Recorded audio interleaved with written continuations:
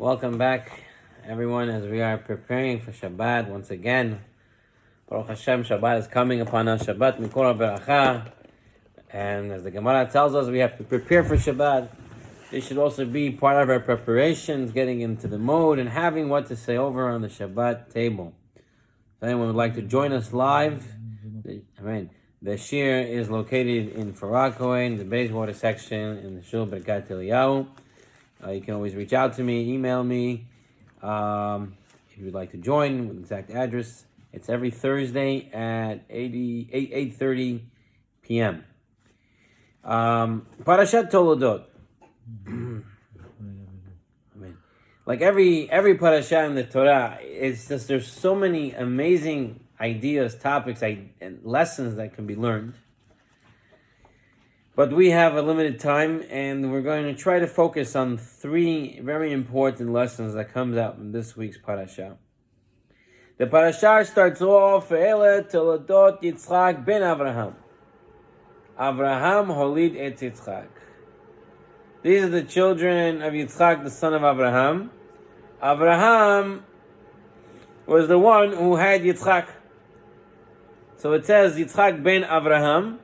And then it says Avraham holid et Yitzchak. Avraham was the father, gave birth to Yitzchak. Why does it have to say it both?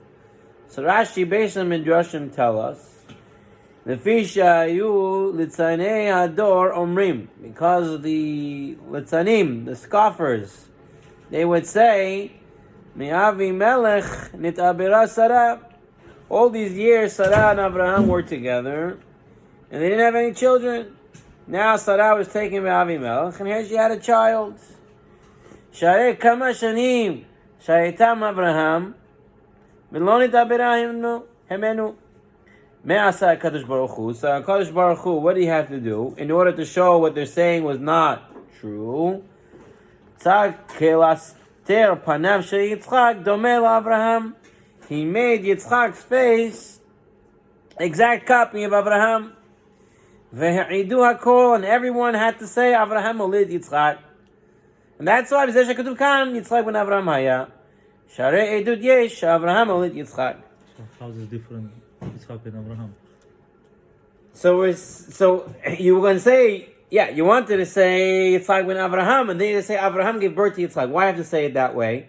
The Torah said I have to say specifically Avraham is the father of Yitzchak straight again, because people were saying no, he's from Avimelech. So you have to make it very, very, very clear to them. And how to make it very clear to them? By making Yitzchak an exact copy of Avraham. The question is, these Litzanim are making a joke about all this, right?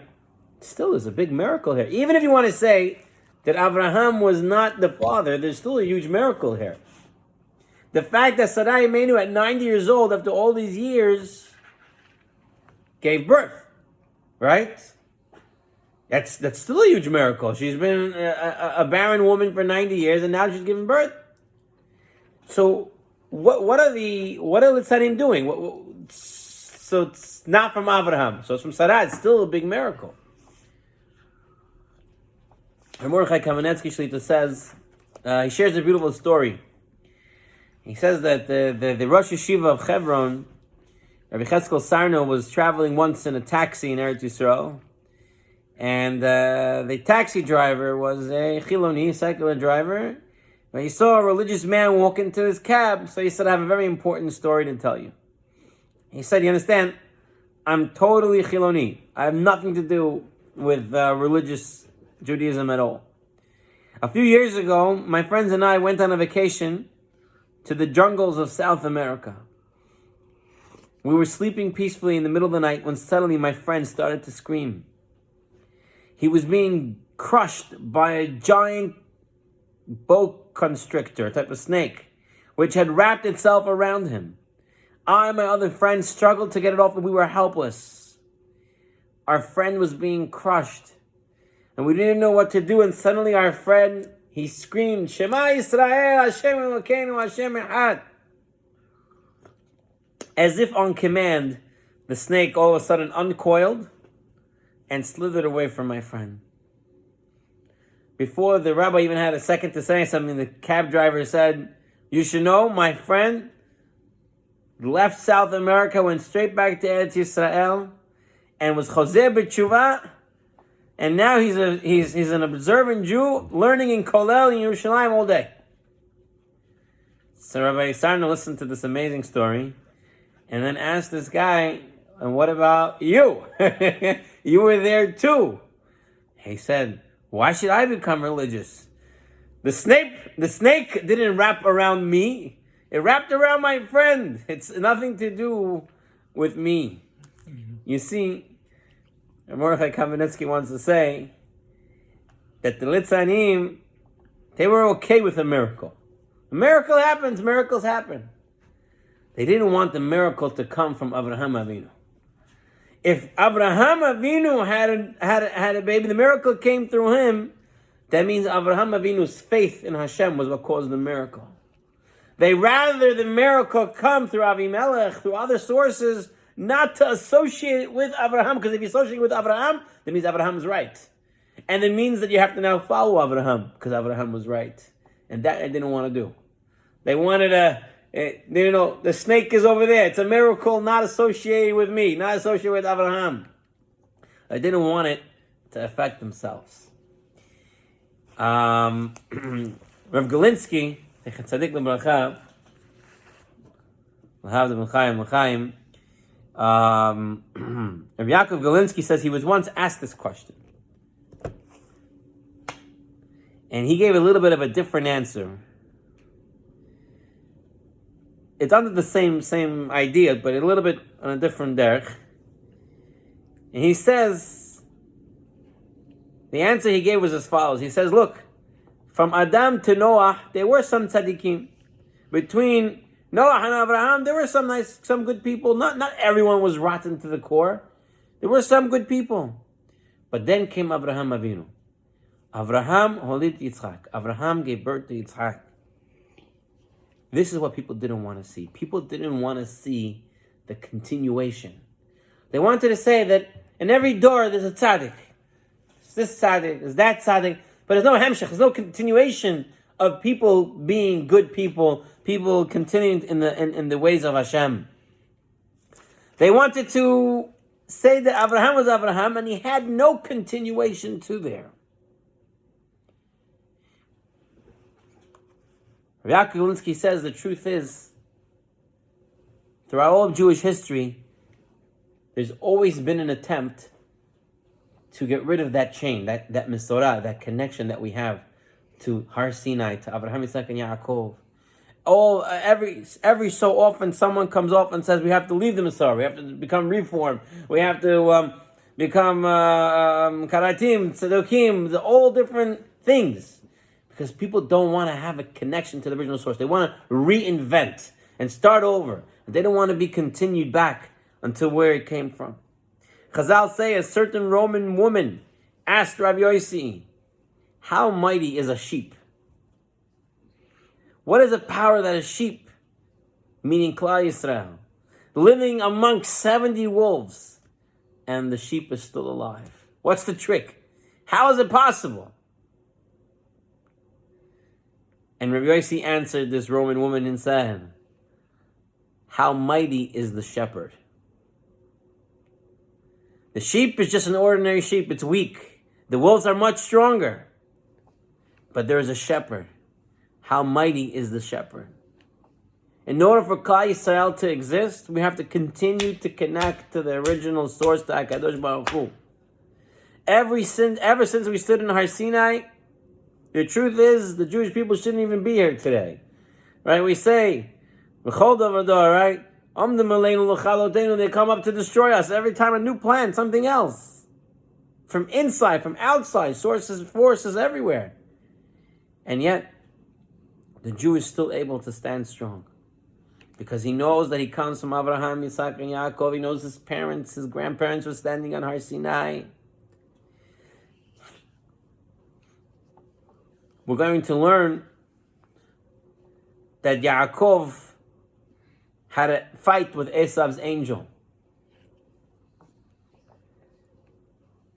The Gemara in Hulin tells us that the angel kept changing its appearance, the way it looked. 1 minute it looked like a Talmid Chacham. The next minute it looked like a shepherd. And so on and so forth. They kept changing. A rabbi, a regular person. And with all this, Yaakov Avinu stood firm and continued to fight him. How? Avinu said, no matter who the fight comes from, even if it looks like a Talmid Chacham is coming to fight against the Torah HaShalom, or even if it's a regular guy, or if it's a shepherd, anybody, we have to stand close and connected to the original source. To have a chain. There's Abraham, Yitzchak, Yaakov, Moshe, Aharon, David. There's Har Sinai. There's everything connected.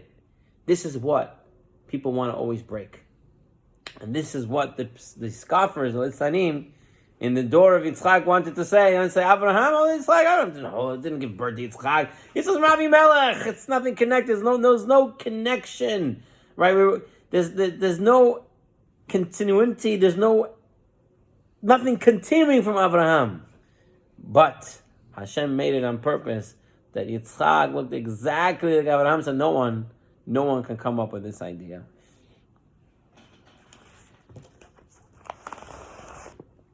The Parsha continues, and the Parsha tells us that Abraham, that Yitzchak gave birth to Yaakov and Esav, and they had a business deal one day. Esav, the way the Midrashim goes, Esav came back from doing multiple avirot. Abraham Avinu is niftar that day, so he shouldn't have to see Esav going off the derech. And he gets very hungry. And he says, I want to eat. Vayomer Esav el Yaakov aliteni na min ha'adom ha'adom hazeh ki ayef anochi. He says, I'm very tired. Give me to eat from that red food. Aken karash shemo Edom. That's why they call him Edom. I remember my the manal of the Beis Medrash of Skula, which live and be well. He would say from here, you are what you eat, right? Because he ate red stuff. Aken karash shemo Edom. That's why he was called red. You eat Chinese food, Chinaman. You eat hibachi, you're a Japanese man. Whatever you eat, that's what you are. I saw recently another explanation what Edom is that if you cook beans well, they're no longer red. Esav wanted just to eat whatever right now. Now. And so they call Edom. Edom is raw. It's not ready yet. And still the person wants instant something. So what does Yaakov say to him? He says, sell like today your Bechorah, your firstborn right. And Esav's answer, I'm going to die. Why do I need this birthright? And the pasuk continues, and the end of the story it says, Vayochal, Vayesh, Vayakom, Vayelach, Vayevaz Esav ad Bechorah. Esav ate, drank, got up, and left, and he embarrassed his birthright. It's like the saying they have in the world. It was eat, drink, be merry, for tomorrow you die, right? So you got to take advantage of the right now. That was Esav. That's it. He did what he had to do. There's a big difference between Esav and Yaakov. Esav, we already mentioned, he's running after Edom. He's running after whatever is now. Well, even if it's not ready, I just want it now.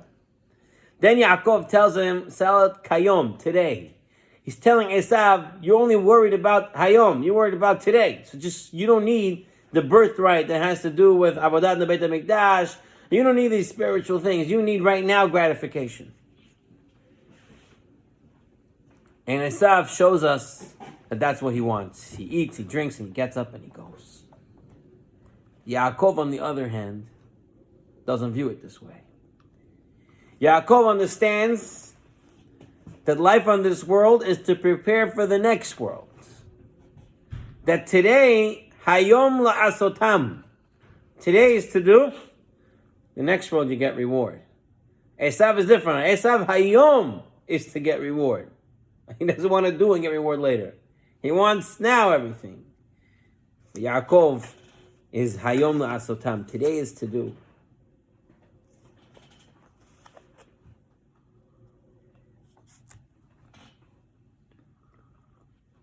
The Havetz Chaim would share a well-known mashal.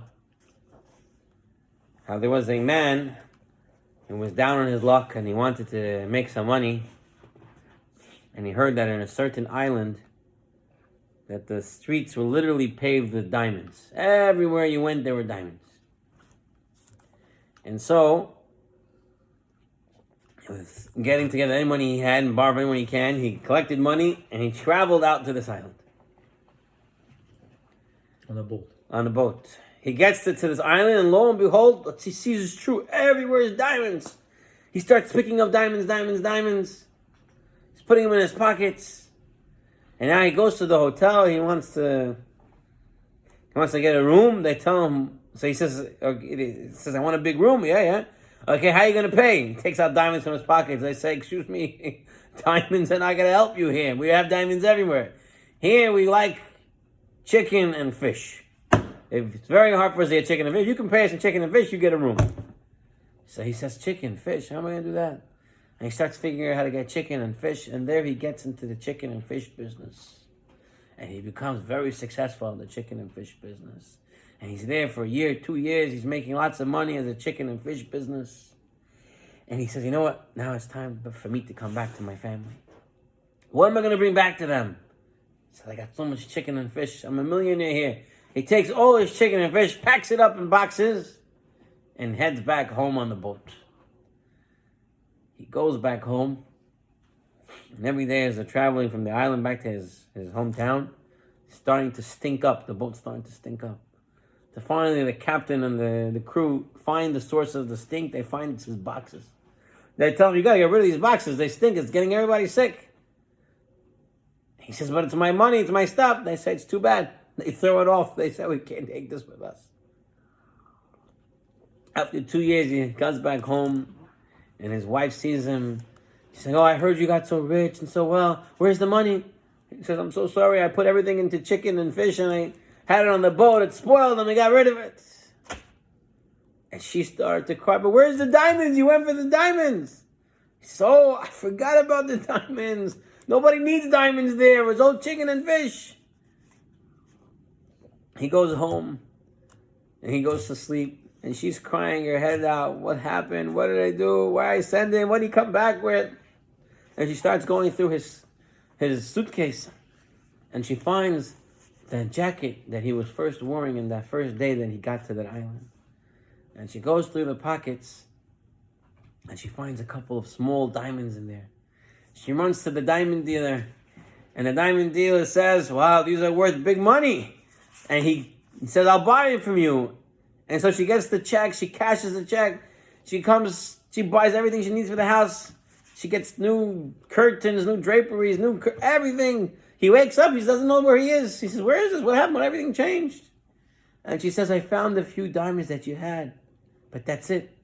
That's all what you have. You could have gotten so much more. Havetz Chaim says, this is the same truth with the neshama. Neshama comes down here to earth, and in earth it's scattered with mitzvot. We have so many mitzvot we can do every single second of the day. But what happens in Olam Hazeh, we get confused. We're running after the chicken and the fish instead of running after the diamonds. And we don't cash in at as much as we can actually acquire. And when we go to Olam Haba, we go to Olam HaEmet, they're going to say, where's the diamonds? You can't bring your chicken and fish here. You need the diamonds. And what are people going to say? Where's my diamonds? I told you recently I was reading I actually finished it today, the Sefer, The Life of Rav Shimshon David Pincus, Hashemesh B'Gvurato. That's him? He passed away? Yeah, in 2001. And he has there's a little chapter on what's called collecting diamonds. On collecting diamonds. Rav Shimshon Pincus overheard people talking about tzitzit. And some people said it's okay to wear cotton tzitzis. There are some who say this is also a mitzvah d'oraita. And some said, no, you have to wear the wool tzitzit. And Rav Shimshon heard this. He said like as follows: listen, we're all businessmen. Men who thrive on cutting as many lucrative deals as possible and earning maximum profits. It's a businessman. So he says, think about mitzvot in that light. If wearing a talit katan of wool brings greater profits, it's stated in the Mishnah Berurah, then of course that's what we do. And he said the same applies to wearing tzitzit at night. Yeah, there are those who say you don't have to wear tzitzit at night. But there are those who say you wear tzitzit, you still get schar. So you can still profit. Then go to sleep with tzitzit too. Rav Shimshon David Pinkus looked at mitzvah as a mitzvot as a mitzvah trade. He would always say over the story, famous story of the Vilna Gaon, moments before closing his eyes and returning his soul to the Kisei HaKavod, he grabbed hold of his tzitzit and cried, "What a wonderful world I'm about to depart! A world where for a few pennies I can buy tzitzit, the reward for which is eternal," and equated with the entire Torah. Rav Shimshon would regularly highlight the mitzvot kalot, the mitzvot that many people say they're not important. He says sometimes a small mitzvah that you did and even forgot about can save a person. You'll never know that you were responsible, but Hashem knows and remembers and rewards you beyond estimation. Continue to search for opportunities to perform light mitzvot, such as changing a light bulb somewhere that needs light bulb change, helping someone out with something, because eventually they'll yield unimaginable profits and dividends. That's the way a person is supposed to look at mitzvot, as I can get something right now. Someone once asked Rav Shimshon David Pinkus a question as follows: what would be the first thing you do if has v'shalom you find out that you're actually a goy and not a Jew? What would be the first thing you do? So this person asked a couple of people. So someone said, what do you mean? I'd rather be Megayer. I'd rather become a Jew.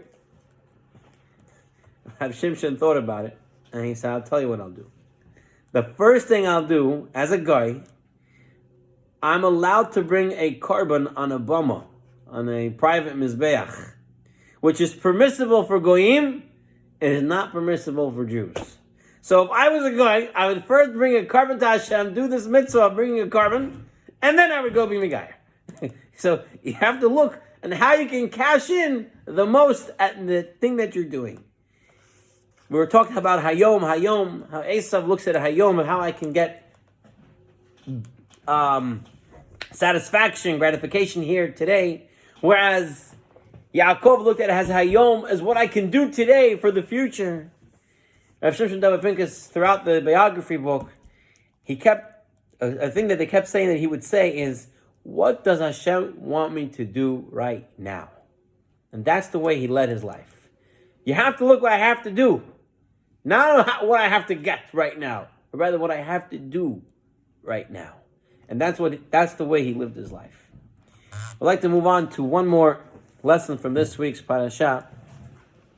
Another very, very, very important lesson that we have to take to heart with us.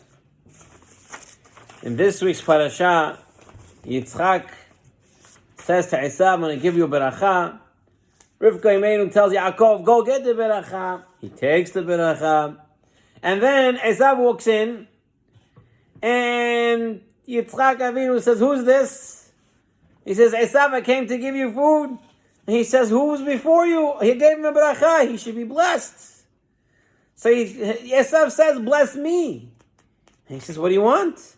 I have nothing to give you. I already gave everything to him. And then the pasuk tells us that Esav cried. Vayisa Esav kolo vayef. And Esav raised his voice and he wept. He was crying. And all of a sudden, after he cries, Yitzchak Avinu starts to give him a beracha. ויאמר אליו, הנה משמני הארץ יהיה, מושבך ומיטל שמיים מעל, ואחריך תחיה ותחיך תעבור, ויקש תריד, ופרקת עולו מעל דבריך. And he continues giving him a beracha. So one second, first he tells him, your brother came, b'chachma, he took the berachot, I have no berachot for you. Esav cries, and all of a sudden now, he has mishpanei haaretz from the fat of the land and everything. The Chizikuni explains that Yitzchak said, listen, all the berachot I got from Abraham Avinu, I gave them to Yaakov. But once Esav started to cry, Yitzchak said, I saw Beruach HaKodesh that Hashem created for you a new world of blessing, in which you would have material wealth and reign over Yaakov and his descendants if they don't keep the Torah and mitzvot. Esav cried sincere tears. He overturned the negative decree and created blessings for himself just because he cried. The Jewish people, throughout their history as the Jewish people, have cried many times. But have we cried for the same reason that Esav cried? Have we wept because we did not receive more of Hashem's blessings? Or because we were in pain or in need? When was the last time we cried when we weren't able to learn Torah? We wanted to learn a certain amount of Torah a day, and it didn't happen. We wanted to learn a Black Gemara and we didn't understand it. Did we cry out because of that? If we saw Kavod Shemayim was being destroyed, did we cry about that? Do we cry about seeing things happening that are spiritual? Esav Harasha has won over us. He cried for spirituality. Unfortunately, we don't view crying for spirituality as something important, something that we should do. But it is something that we should do. Because it can overturn gezerot and it can create berachot for crying for something that's spiritual. In the Peninim al Torah, Rav Sheinbaum over here brings a very interesting story about crying. The story begins with the Chozeh Lublin, Hasidic Rebbe. He was a passenger on a horse-drawn carriage. Was supposed to take him to a nearby town for Shabbat. And all of a sudden, this is a Hasidic story, so there are different versions of them, and they have interesting ways of happening. And the story goes that the horses had a mind of their own, and they started galloping at great speed. And they passed the city that they were supposed to stop off for Shabbat. And they continued to go and go until they brought him to some interesting place. And the Chozeh Lublin looks around and he remembers this place. He says, this is the place where I grew up when I was a youngster, when I was a child. And he had no idea why Hashem brought him here. But he knew if Hashem brought him here, then there was a good reason for it and he would be here. He wasn't clothed in his Rebbesh attire. And he appeared as a regular Jewish traveler who happened to be in the village for Shabbat. And he came to Shul, and at the end of Shul, all the guests in town got invited for a Shabbat dinner. And the Rebbe remained in the background waiting for Hashem's plan to unfold. And he was invited by an elderly gentleman, a fine, sweet man, who didn't do a lot of talking. The meal went by quickly in silence. The Rebbe asked this man, what did he do? He said he was a woodcutter and a shoemaker. The Rebbe had no idea why he was here. He was thinking maybe he's one of the Lamed Ved Tzadikim, one of the 36 righteous hidden Tzadikim. He was waiting to find something special about him, why he's here with him on Shabbat. And finally, after Aravit and Motzei Shabbat, right after they did Havdalah, this elderly man, broke down in bitter, bitter tears. It took some time, but he finally calmed down. And the Rebbe listened to this man's story. The man began his story saying that he was an accomplished Melamed. He was teaching the youngsters for years. And he enjoyed a good reputation until one day he gave up being a Melamed. He stopped teaching. It's all because of one student, he said. I punished one student wrongly. There was one student who always came late to my class. And every time he had an excuse. And every time the Rebbe said, you have to come on time, the boy promised, okay, but again, he came late and late and late. And every time the Rebbe asked him why you came late, he said, I just overslept. The truth is, he said, I found out later this boy would come late because his mother was very sick, and he helped his mother every morning. But the Rebbe didn't wait around for another round of excuses. And the next day, when the boy walked in late, he slapped him across the face. And this was in a time where people would slap a lot. But this Rebbe said, I never ever slapped any of my students. And I felt so bad. And I'm thinking all these years, what did I do to this boy? I slapped him. Maybe he left Judaism because his Rebbe slapped him. Who knows what became of him? Because I slapped this boy. And for this I'm crying, and that's why I don't teach anymore, because I cannot bring myself. I don't know what to do. I want to get mechila. I want to be forgiven for this. I don't know where to find this boy. Every day goes by, and I don't know what to do. When the Chozeh Lublin heard this, he said, what was the name of this boy that you slapped? And this Melamed said his name was Yanko. Hearing this, the Chozeh Lublin gave a big smile. He put his arm around the elderly Rebbe, and assured him that he had nothing to worry about. He says, I know for a fact that Yanko is an Ish Kadosh. He's a holy man. He's Yerushalayim. And this Melamed says, how do you know for sure? The Chozeh Lublin says, I am certain, because I am Harav Yaakov Yankel Yitzchak Horowitz. I am that boy that you slapped. This Melamed cried again, only this time there were tears of joys. The Rebbe, the Chozeh Lublin understood now why he was brought here for Shabbat. Rosh Hashanah says there are a couple of lessons that can be learned from this story. First, you never strike a child. It can have very, very bad ramification, causing the child to ultimately turn against Judaism. If someone thinks he did something to someone, even if he thinks he did something to a child, he should try to get his forgiveness. He should work hard to get his forgiveness. We see the bond of love that exists between the Rebbe and the Talmud. The mere thought that he had caused damage devastated this man for years.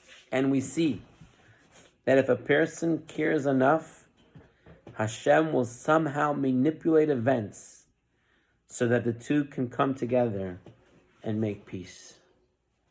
If someone really wants something to happen, he cries about it, Hashem will help make that situation come true.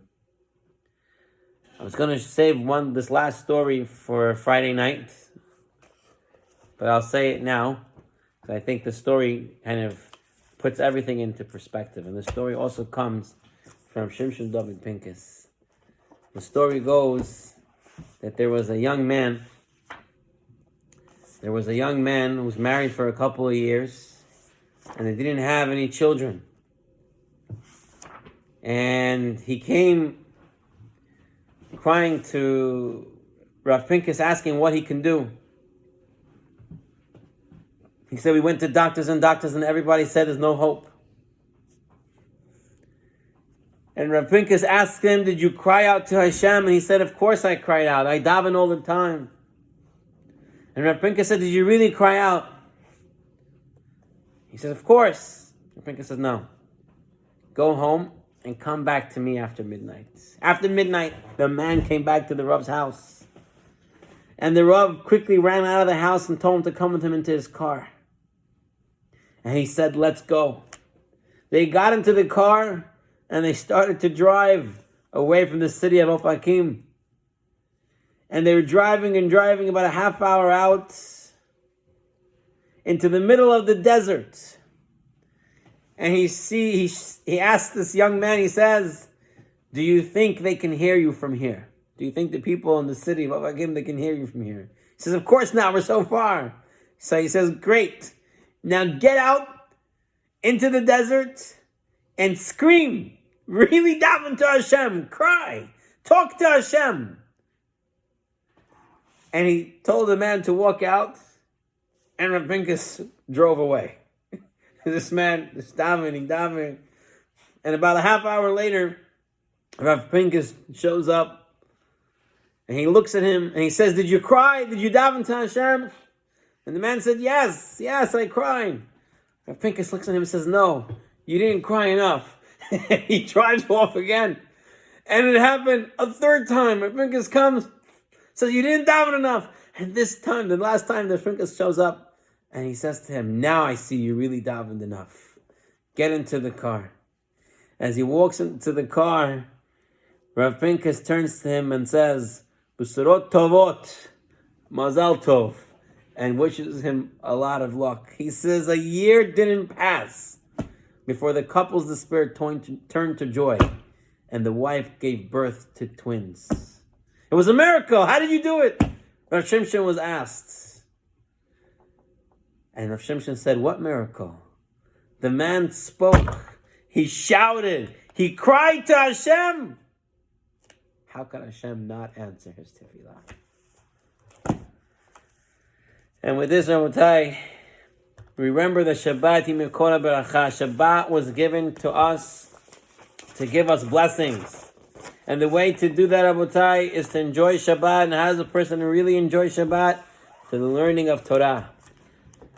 Now that the Shabbat nights, the Shabbat is getting what they call shorter, an early Friday, and a short Shabbat day, it's important that we still find time to learn Torah. Has v'shalom, has v'chayila, a Shabbat should pass by where a person doesn't learn Torah.